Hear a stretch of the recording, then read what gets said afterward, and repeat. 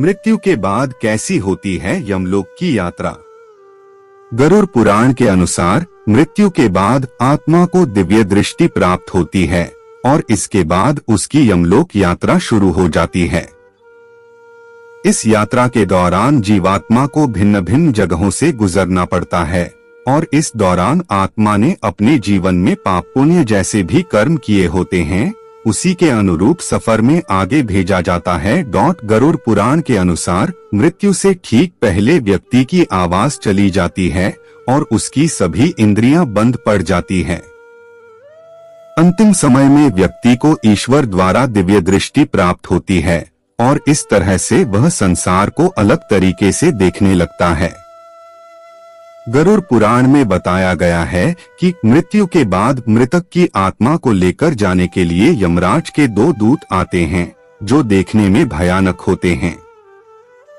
कहा जाता है कि यमदूत आत्मा के साथ वैसा ही व्यवहार करते हैं जैसा उसने अपने जीवन काल में लोगों के साथ किया होता है। यदि मृतक अच्छा, सच्चा और पुण्य कर्म करने वाला हो तो उसे प्राण त्यागने में कठिनाई नहीं होती है और यमदूत भी उसे बिना कष्ट दिए यमलोक ले जाते हैं। वहीं अगर मृतक ने अपने जीवन में पाप कर्म किए होते हैं तो वह बहुत पीड़ा में प्राण त्यागता है और यमदूत उसके गले में पाश बांधकर उसे घसीटते हुए यमलोक ले जाते हैं। साथ ही ऐसे लोगों की आत्मा को यमलोक में भी बहुत यातनाएं दी जाती है।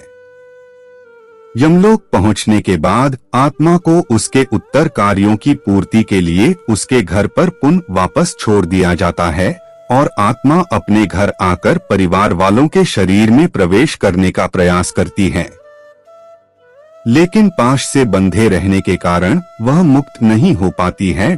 कर्मकांड के 10वें दिन जब परिवार वाले मृतक का पिंडदान करते हैं तो आत्मा को यमलोक जाने की शक्ति मिलती है और इन दिनों में आत्मा का अपने परिवार वालों और संसार से मोह भी खत्म हो जाता है।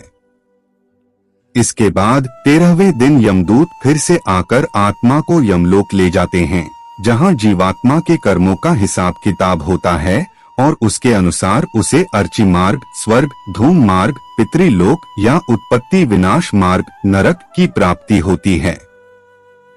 हम आशा करते हैं कि आपको यह जानकारी अच्छी लगी होगी। अगर अच्छी लगी हो तो वीडियो लाइक करें और हमारे चैनल को सब्सक्राइब करने का कष्ट करें। अगर आपने हमारे चैनल को पहले से ही सब्सक्राइब कर रखा है तो इसलिए हम दिल की अनंत गहराइयों से कोटि कोटि धन्यवाद। एक बार फिर से आपका बहुत बहुत धन्यवाद।